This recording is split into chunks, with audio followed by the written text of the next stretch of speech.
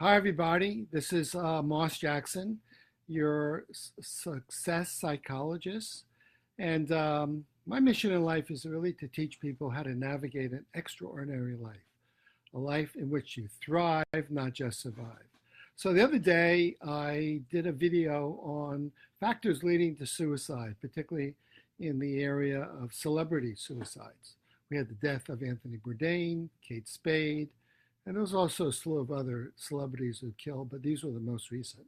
And also, I was watching a program, 13 Reasons Why, about the death of a suicide of a teenage girl. I think she was a sophomore in high school.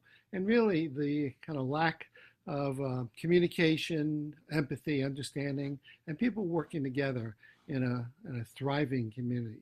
It was much more of a survival community. Well, today, I want to move away from suicide to talk about myths and legends of happiness.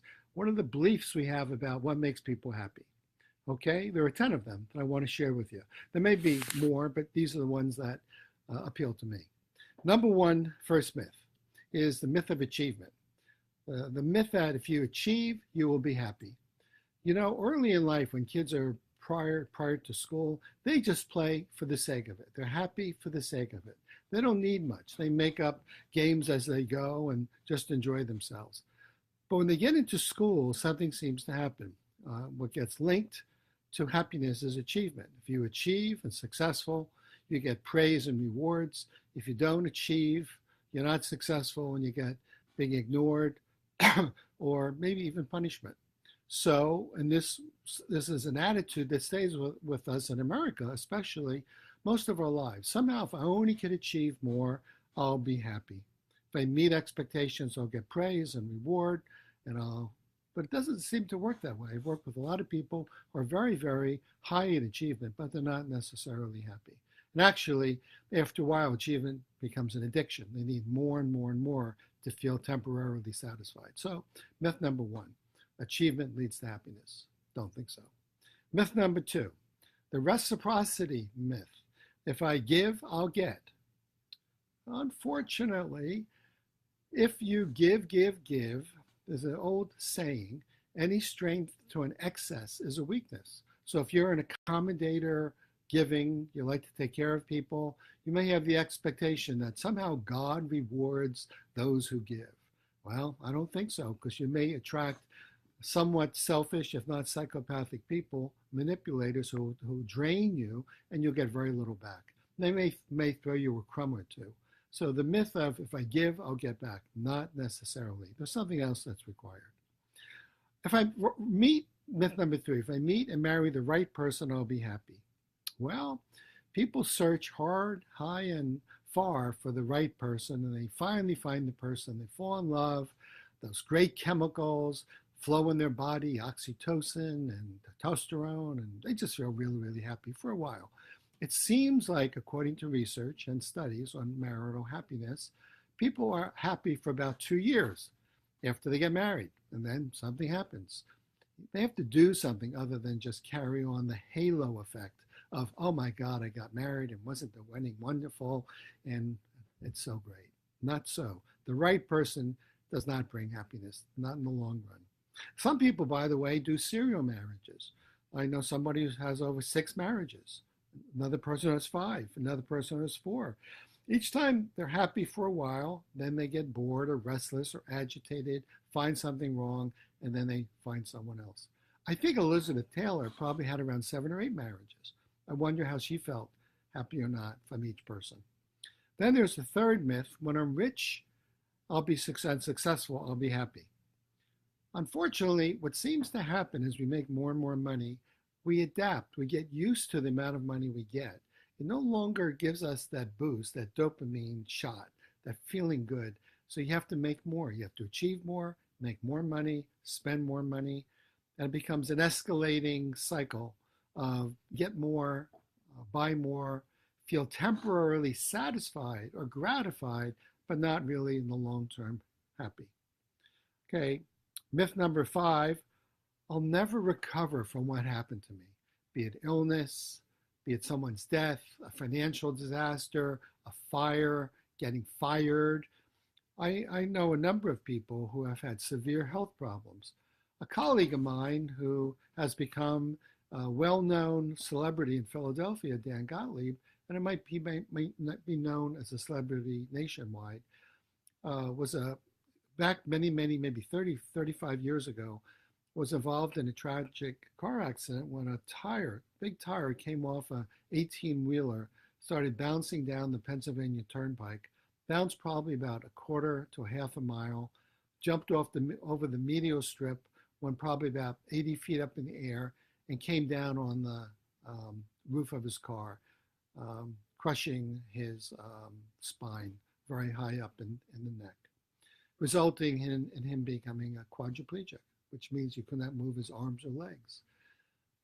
Well, Dan worked really hard in rehab, partially recovered, never became mobile again, except he could use his arms and move his body a little bit.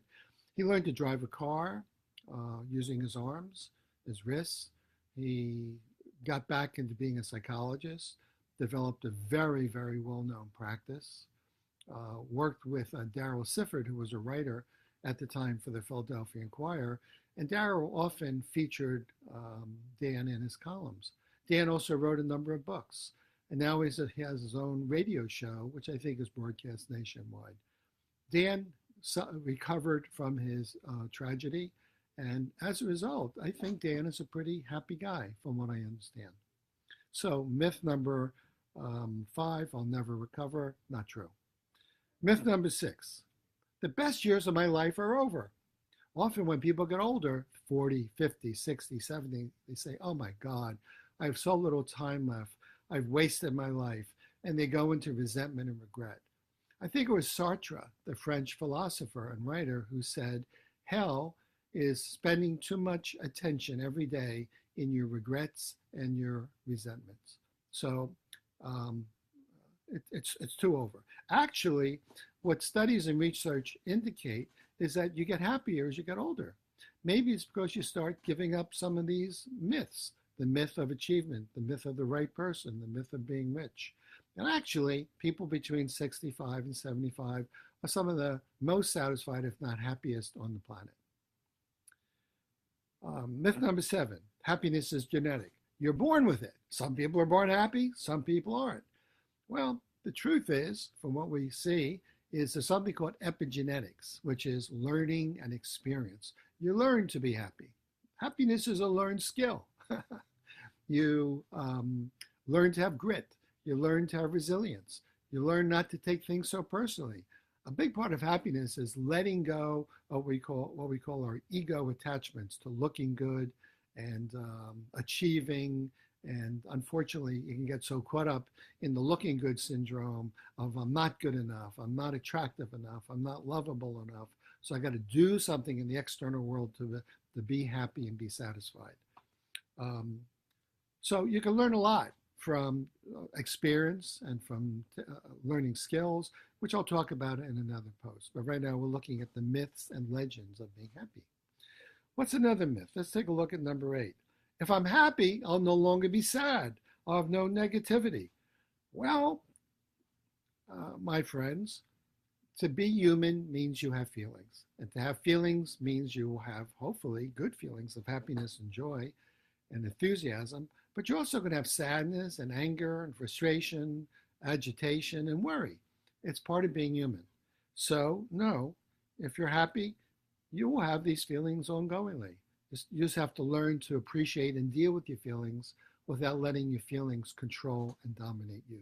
They're just feelings. Doesn't mean it's you. They're just feelings. Feelings come and go. They're temporary. They're transient. Another myth is the more friends I have, teenagers often have this myth. I need to have a lot of friends. Oh my goodness, I must be happy. I must be successful. Look at all the friends I have on Facebook. Well, are they really friends? Can you really be intimate with them? Can you really let your guard down? Do they really get to know you? Or is it more kind of a myth? And actually, it's not the more friends you have, it's the degree of closeness that you have with the few good, intimate friends that you've chosen to have. Also, being cordial and friendly to people every day. Being friendly to the waitress, being friendly to a clerk, being friendly to someone at the delicatessen, engaging, learning a little bit about them, knowing their names, what's going on in their lives. That seems to generate some happiness. So it's closeness of relationships and frequency of social contacts. The 10th myth is that myth is a state of mind. I just have to state an affirmation and say, I'm happy. Not necessarily so. Affirmations are useful, but they require action. It's like Rick Hansen, who's a psychologist who wrote a book called Hardwired for Happiness. He says happiness is a function of number one, it's like you're a gardener. Pull the weeds every day, pull the weeds, change those negative beliefs, deal with those negative situations, learn how to cope, learn how to bounce back and be resilient. And number two, water the plants, water the good relationships, take value in nature and what you enjoy, appreciate your friends, have gratitude. So those are the 10 myths. The myths of achievement, reciprocity, the right person when I'm rich and successful, I'll never recover from an illness or an upset, the best years of my life are over, happiness is just genetic, if I'm happy, I'll never have sadness or negativity again, more friends I have, the happier I'll be, and happiness is a state of mind. Not necessarily so. They're just myths. Now, if you want to learn more about these myths and how to be satisfied and happy, you might want to check out my books on Amazon, Navigating for Success, and I Didn't Come to Say Goodbye, Navigating the Psychology of Immortality. Next post, which will be in a couple of days, I will now talk about navigating an extraordinary life. I hope you stay tuned. Hope you enjoyed today's post.